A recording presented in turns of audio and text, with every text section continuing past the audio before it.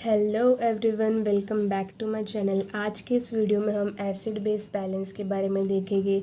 Metabolic acidosis क्या होता है, मेटाबॉलिक एल्कलोसिस क्या होता है, रेस्पिरेटरी एसिडोसिस क्या होता है, रेस्पिरेटरी एल्कलोसिस क्या होता है, इन सब के बारे में देखेंगे। तो शुरू करते हैं। तो पहले तो हमारा ब्लड का नॉर्मल पीएच क्या होता है। नॉर्मल पीएच का रेंज देखा जाए ब्लड का नॉर्मल, तो वो होता है हमारा 7.35 टू 7.45। ये होता है हमारा नॉर्मल ब्लड का पीएच। लेकिन अगर आपसे पूछा जाए एक नंबर बताने जो सेल के लिए बहुत फेवरेबल होता है मेटाबॉलिक एक्टिविटीज़ करने के लिए, तो वो क्या होता है, तो 7.40 इस पीएच में हमारा जो सेलुलर एक्टिविटी होता है मेटाबॉलिक प्रोसेस के लिए वो बहुत फेवरेबल होता है। तो नॉर्मल पीएच का रेंज पूछा जाए तो 7.35 टू 7.45 होता है। और अगर जो मोस्ट फेवरेबल नंबर होता है, पीएच होता है हमारा सेलुलर मेटाबॉलिक प्रोसेस के लिए, तो वो होता है हमारा 7.40। तो यहाँ पे हमारा 7.40, 7.35, 7.45। तो अगर हमारा पीएच 7.45 के आगे जाता है तो वो एल्कलोसिस में आता है। सो अगर हमारा पीएच 7.45 से ऊपर जाता है तो होता है एल्कलोसिस। और नॉर्मली हमारा ब्लड थोड़ा एल्कलाइन इन नेचर ही होता है। और अगर हमारा पीएच 7.35 से कम होता है तो वो एसिडोसिस या फिर एसिड, ठीक है। अगर 7.35 से कम होता है पीएच तो वो एसिड में आता है, और 7.45 से ज़्यादा होता है तो वो बेसिक या एल्कलाइन होता है। और हमारा जो ब्लड होता है वो नॉर्मली एल्कलाइन इन नेचर होता है। तो ये तो हो गया हमारा नॉर्मल पीएच। तो अगर बात करें कि हमारे बॉडी में ये नॉर्मल एसिड बेस बैलेंस कौन मेंटेन करता है, तो वो होता है हमारा बफर सिस्टम, हमारा लंग्स और किडनी। तो ये जो तीन चीज़ें हैं ये हमारे बॉडी का जो एसिड बेस बैलेंस होता है इसे मेंटेन करने में हेल्प करता है। तो ये हमारा बफर सिस्टम क्या होता है, अगर हमारा बॉडी बहुत ज़्यादा एसिड बना रहा है तो वो एक वीक बेस ऐड करता है ताकि वो न्यूट्रलाइज हो जाए, जो एसिड बन रहा है वो न्यूट्रलाइज हो जाए, ठीक है। तो ये होता है हमारा बफर सिस्टम। अगर बॉडी बहुत ज़्यादा एसिड बना रहा है तो एक वीक बेस प्रोड्यूस करता है ताकि वो जो एसिड बन रहा है वो न्यूट्रलाइज हो जाए। तो ये होता है हमारा बफर सिस्टम। अभी ये एसिडोसिस क्या होता है, तो एसिड मतलब क्या होता है कि जब भी बहुत ज़्यादा H+ आयन बनता है मतलब एसिडोसिस हो रहा है बॉडी में, ठीक है। Increase production of H+ ions, ठीक है। H+ आयंस अगर बहुत ज़्यादा बन रहा है मतलब एसिडोसिस हो रहा है बॉडी में। लेकिन अगर बॉडी से हमारा बाइकार्बोनेट का लॉस हो रहा है तो भी एसिडोसिस बन रहा है, क्योंकि बाइकार्बोनेट क्या है, एक वीक बेस है। तो अगर बेस का लॉस ज़्यादा हो रहा है मतलब इवेंचुअली बॉडी में एसिड बढ़ रहा है, तो लॉस ऑफ बाइकार्बोनेट। बाइकार्बोनेट क्या होता है, HCO3, ये होता है बाइकार्बोनेट। और बाइकार्बोनेट क्या है, हमारा वीक बेस है, वीक बेस। बाइकार्बोनेट हमारा वीक बेस है। तो ये हुआ एसिडोसिस। बात करें एल्कलोसिस का, तो एल्कलोसिस में क्या होता है, एक्यूमुलेशन ऑफ बाइकार्बोनेट होता है। जैसे मैंने बताया जो बाइकार्बोनेट होता है HCO3 वो है हमारा वीक बेस। अगर वो बॉडी में एक्यूमुलेट हो रहा है मतलब एल्कलोसिस हो रहा है। एक्यूमुलेशन ऑफ HCO3 जो हमारा बाइकार्बोनेट है,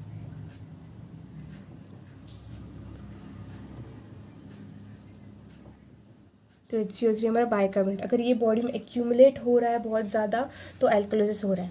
और अगर H+ आयन हमारे बॉडी से बहुत ज़्यादा लॉस हो रहा है तो भी एल्कलोसिस होगा। तो ये हुआ एल्कलोसिस। तो ये तो बेसिक चीज़ें हमने देखा है, एसिड बेस बैलेंस इम्बैलेंस कैसे होता है ये, और नॉर्मल ब्लड पीएच कितना होता है। अभी अगर हम ABG करें, ABG यानी आर्टीरियल ब्लड गैस। तो आर्टीरियल ब्लड गैस हम आर्टरी से जो ब्लड कलेक्ट करते हैं उसको हम एनालाइज करते हैं ताकि पता चले बॉडी में क्या चल रहा है, मेटाबॉलिक एसिडोसिस हो रहा है, एल्कलोसिस हो रहा है, या फिर रेस्पिरेटरी एसिडोसिस हो रहा है, रेस्पिरेटरी एल्कलोसिस हो रहा है। तो पहले हम अगर बात करें रेस्पिरेटरी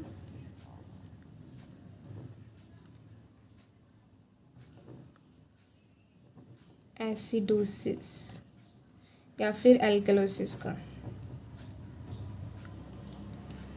तो इसमें कुछ चीज़ें हैं जो बहुत इम्पॉर्टेंट है और उसका जो नॉर्मल वैल्यू है वो हम देखेंगे, ठीक है। तो रेस्पिरेटरी एल्कलोसिस में जो PaCO2 का है उसका नॉर्मल वैल्यू कितना होता है, पहले तो ये देखते हैं। PaCO2 का नॉर्मल वैल्यू होता है 35 to 45 mm ऑफ Hg। तो ये है हमारा PaCO2 का नॉर्मल वैल्यू। अगर PaCO2 बॉडी में बढ़ रहा है, जैसे कि मैं आपको एकदम सिंपल वे में समझाती हूँ, अगर हमारे बॉडी में कार्बन डाइऑक्साइड बढ़ रहा है, इंक्रीज्ड कार्बन डाइऑक्साइड हो रहा है, तो वो लंग्स में जो हमारा वाटर होता है उससे रिएक्ट करेगा और क्या बनाएगा,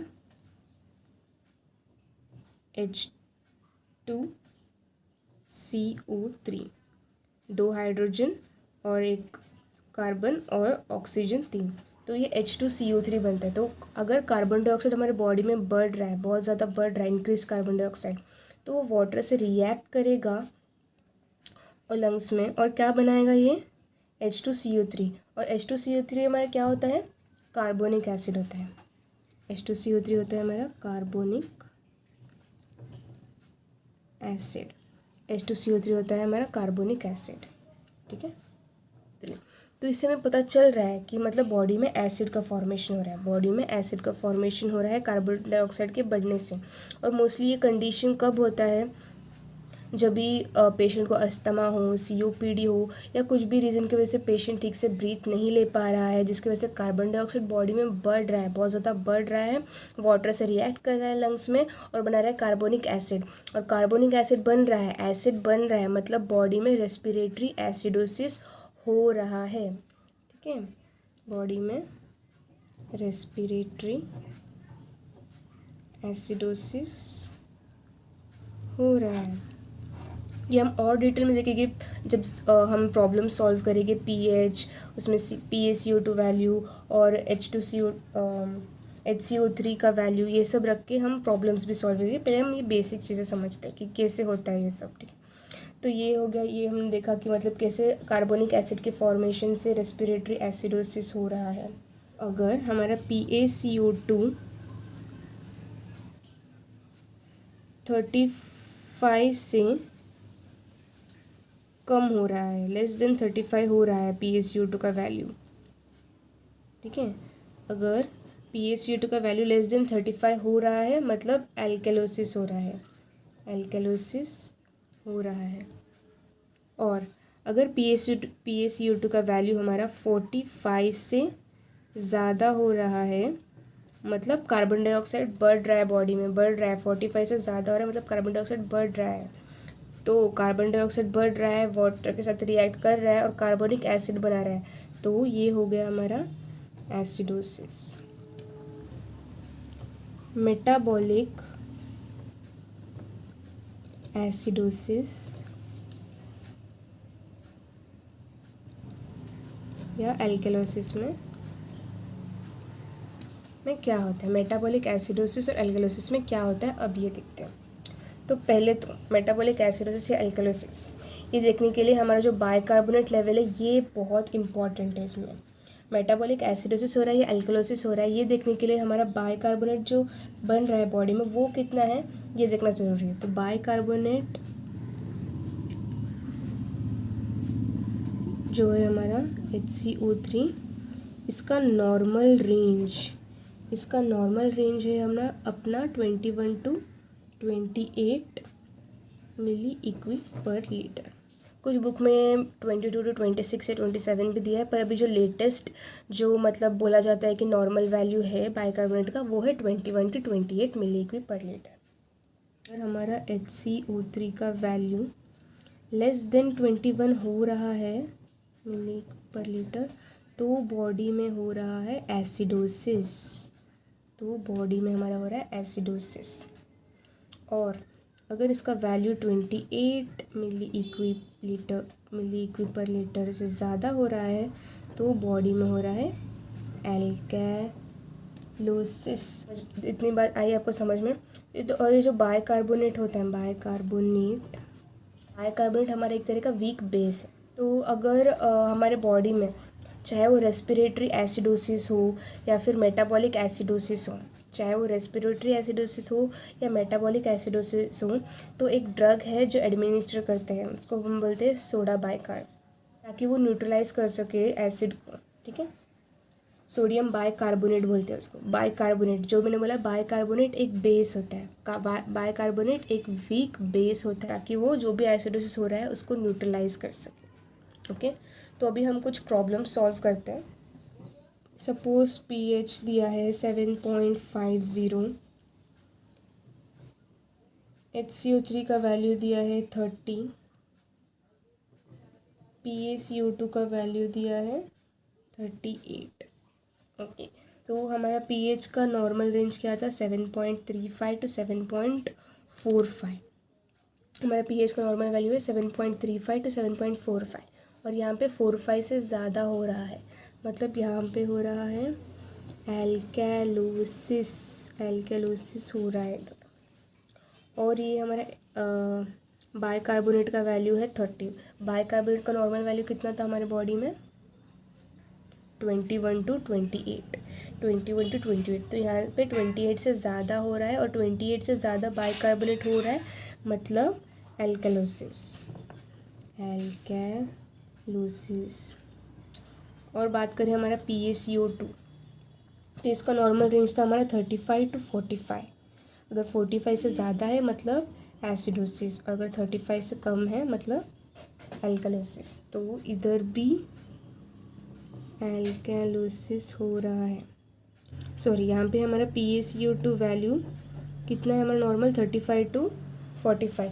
तो ये नॉर्मल रेंज के अंदर आ रहा है, तो ये तो हमारा नॉर्मल है। ठीक है, तो PaCO2 का वैल्यू हमारा नॉर्मल है। तो अभी हमें तो अभी क्या हुआ, ये हमारा पीएच एल्कैलोसिस में हो रहा है, और मेटाबॉलिक हमारा एल्कैलोसिस में हो रहा है, लेकिन रेस्पिरेटरी नॉर्मल है। तो इसको हम लिखेंगे मेटाबॉलिक एल्कैलोसिस। तो अभी हम नेक्स्ट सम सॉल्व करेंगे। ठीक है, अभी हम नेक्स्ट सम सॉल्व करेंगे। इसका पीएच वैल्यू है हमारा 7.18 पीएच। PaCO2 का वैल्यू 48, और HCO3 का वैल्यू रखेंगे 22। ठीक है, तो पीएच हमारा नॉर्मल रेंज 7.35 to 45 है, 35 से कम है मतलब एसिडोसिस हो रहा है इधर। PaCO2 का नॉर्मल वैल्यू कितना है, 35 to 45। 45 से ज़्यादा है मतलब कार्बन डाइऑक्साइड बॉडी में बढ़ रहा है, वाटर के साथ रिएक्ट कर रहा है, कार्बोनिक एसिड बना रहा है, मतलब इधर हो रहा है एसिडोसिस। और HCO3 का वैल्यू 22 है, 22। HCO3 बाइकार्बोनेट का नॉर्मल रेंज कितना है, 21 to 28। तो ये नॉर्मल रेंज में आ रहा है, तो हमारा मेटाबॉलिक में कुछ नहीं है, मेटाबॉलिक नॉर्मल है। तो यहाँ पे रेस्पिरेटरी एसिडोसिस हो रहा है। क्या हो रहा है, रेस्पिरेटरी, देयरफॉर रेस्पिरेटरी एसिडोसिस। तो अभी पीएच का वैल्यू डालते हैं हम 7.22। PaCO2 का वैल्यू डालेंगे हम 49, और HCO3 का वैल्यू डालेंगे 24। तो पीएच कितना है हमारा, नॉर्मल रेंज क्या है, 35 to 45। 35 से कम यानी एसिडोसिस हो रहा है इधर। PaCO2 का नॉर्मल रेंज कितना है, 35 to 45। PaCO2 का नॉर्मल रेंज भी हमारा 35 to 45 है, पर इधर उल्टा होता है हमारा, 45 से ज़्यादा है मतलब एसिडोसिस है,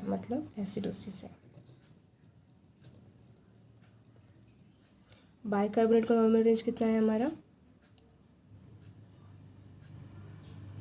बाइकार्बोनेट का नॉर्मल रेंज हमारा 21 से लेके 28 है, तो ये नॉर्मल रेंज में आ रहा है। तो ये हमारे नॉर्मल रेंज में आ रहा है। तो क्या हो रहा है इधर? Respiratory acidosis. अभी ये तो बहुत सिंपल चीज़ हो गई। अभी हमें अनकॉम्पनसेटेड, कॉम्पनसेटेड क्या होता है, पार्शियली कॉम्पनसेटेड क्या होता है, ये सब देखना है। ठीक है, पीएच का वैल्यू ले लेते हैं हम 7.22, PaCO2 का वैल्यू ले लेते हैं हम 49 और HCO3 का वैल्यू ले लेते हैं हम 29। ठीक है, तो pH 7.35 से कम है, यानी हो रहा है बॉडी में एसिडोसिस। PaCO2 बॉडी में हमारा कार्बन डाइऑक्साइड बढ़ रहा है, तो क्या हो रहा है? एसिडोसिस हो रहा है बॉडी में। HCO3 का नॉर्मल रेंज हमारा 21 to 28 है। अगर 21 से कम होता है तो एसिडोसिस होता है, 28 से ज़्यादा होता है तो एल्केलोसिस होता है। तो अभी क्या है, ये मेटाबॉलिक है, रेस्पिरेटरी है, क्या है? तो इसमें कंफ्यूज होने की ज़रूरत नहीं है। आपको देखना है पीएच क्या है। पीएच एसिडोसिस की तरफ है, पीएच एसिडोसिस की तरफ है अपना। तो जो भी रेस्पिरेटरी और या फिर मेटाबॉलिक जो एसिडोसिस है उसको कंसिडर करना है आपको। तो यहाँ पे हो रहा है हमारा रेस्पिरेटरी एसिडोसिस, पर ये कॉम्पनसेटेड है नहीं है, कैसे? तो कॉम्पनसेटेड तो है ये, क्योंकि हमारा जो मेटाबॉलिक साइड है वो एल्कलिसिस हो रहा है। मतलब जो किडनी है जो फंक्शन करता है, मतलब एसिड बेस को बैलेंस करने, तो यहाँ पे लंग्स की तरफ से तो एसिड बन रहा है, तो किडनी क्या सोच रहा है कि ठीक है वहाँ पे एसिड बन रहा है तो मैं थोड़ा अल्कलाइन हो जाता हूँ, तो कॉम्पनसेट तो कर रहा है बॉडी, पर ये फुल्ली कॉम्पनसेट नहीं हो रहा है। फुल्ली कॉम्पनसेट क्यों नहीं हो रहा है? क्योंकि पीएच तो एसिड की तरफ है ही, अगर पीएच हमारा नॉर्मल रेंज में होता तो ये कॉम्पनसेटेड में आता, पर क्योंकि यहाँ पे पार्शियली कॉम्पनसेट हो रहा है, पीएच नॉर्मल नहीं है, पर हमारा मेटाबॉलिक के साइड से HCO3 एल्कोलोसिस है, तो ये होगा हमारा पार्शियली कॉम्पनसेटेड रेस्पिरेटरी एसिडोसिस, या फिर हम इसको सिर्फ पार्शियल भी बोल सकते हैं, partial compensated respiratory acidosis. PH लेते हैं हम 7.42, PaCO2 लेते हैं हम 32 और HCO3 लेंगे हम 18। तो पीएच कितना आ रहा है? एसिड में आ रहा है, बेस में आ रहा है, 7.35 to 45 नॉर्मल रेंज में आ रहा है पीएच हमारा, तो पीएच नॉर्मल रेंज में आ रहा है। और PaCO2 का क्या हो रहा है? 35 to 45, ये भी 35 to 45, 35 से कम हो रहा है, यानी यहाँ पे एल्केलोसिस हो रहा है। और HCO3 का क्या हाल है? 21 to 28, 21 से कम हो रहा है, यानी यहाँ पे हो रहा है हमारा एसिडोसिस। अभी यहाँ पे तो कन्फ्यूजन हो गया, क्योंकि पहले तो मैंने बोला था कि मतलब रेस्पिरेटरी लेना है या फिर मेटाबॉलिक लेना है, इसके लिए हम पीएच में देखते हैं। अगर पीएच में जो है एसिडोसिस और जो मतलब, और अगर रेस्पिरेटरी में भी एसिडोसिस है तो हम रेस्पिरेटरी एसिडोसिस कंसिडर करते थे। अगर पीएच में एसिडोसिस है और अगर हमारा मेटाबॉलिक में एसिडोसिस है तो हम मेटाबॉलिक एसिडोसिस करते थे, पर यहाँ पे तो हमारा पीएच ही नॉर्मल है। तो अभी हम कैसे डिसाइड करें कि रेस्पिरेटरी हो रहा है या फिर मेटाबॉलिक हो रहा है? तो बहुत ही सिंपल मेथड है।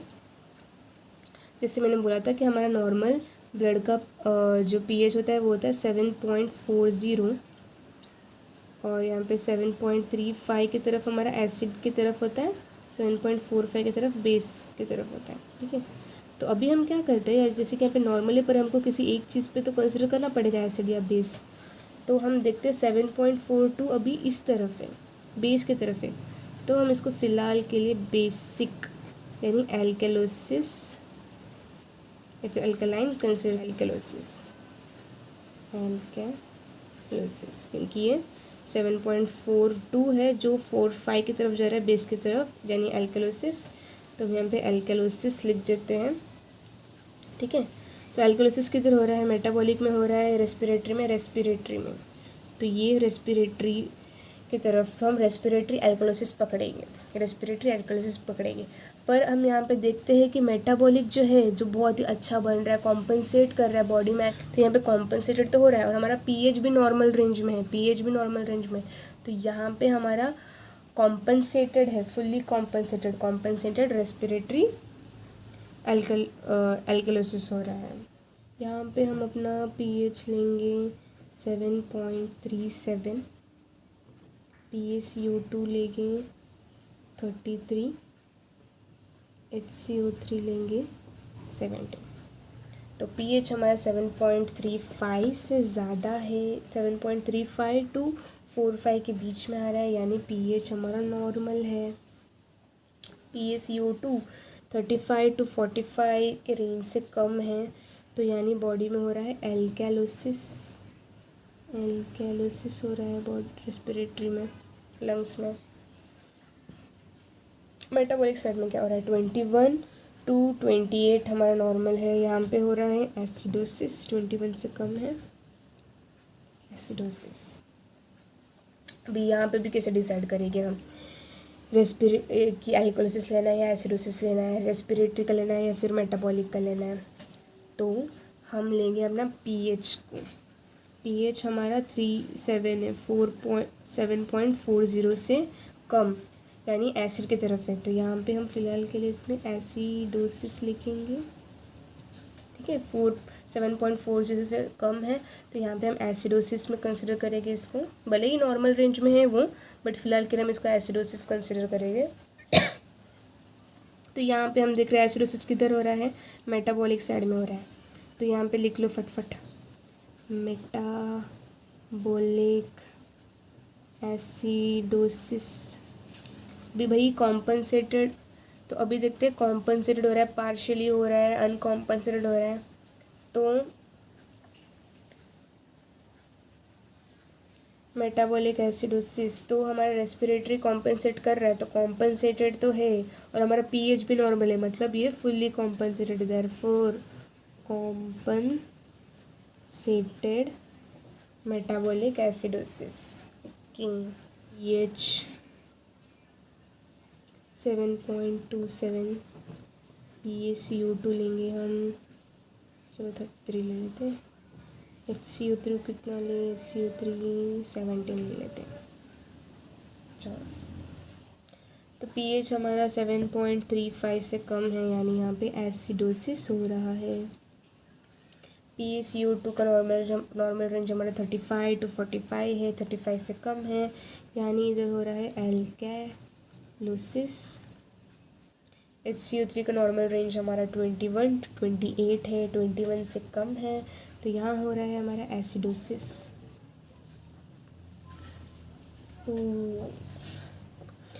तो अभी हम देख रहे हैं पीएच हमारा एसिडोसिस पे है, तो यहाँ पे एसिडोसिस किधर हो रहा है, मेटाबॉलिक में। तो पहले तो इधर लिख लो मेटाबॉलिक एसिडोसिस। तो क्या हमारा रेस्पिरेटरी साइड कॉम्पनसेट कर रहा है, कॉम्पनसेट तो कर रहा है, रेस्पिरेटरी तो कॉम्पनसेट कर रहा है, पर पीएच हमारा नॉर्मल नहीं है, तो यहाँ पे हो रहा है पार्शियल। बस हमारा लंग्स कॉम्पनसेट कर रहा है पर पीएच हमारा कॉम्पनसेट नहीं कर रहा है, पीएच हमारा नॉर्मल रेंज में नहीं है, तो यहाँ पे होगा हमारा partial compensated metabolic acidosis, partial compensated metabolic acidosis. तो आई होप सो आपको ये वीडियो समझ में आया हो। अगर समझ में आया हो तो प्लीज़ वीडियो को लाइक करें, शेयर करें और सब्सक्राइब करें, और आपको कुछ भी डाउट हो तो कमेंट सेक्शन में आप लिख सकते हो। Thank you. और आपको नेक्स्ट जो भी टॉपिक चाहिए आप वो भी कमेंट कर सकते हो।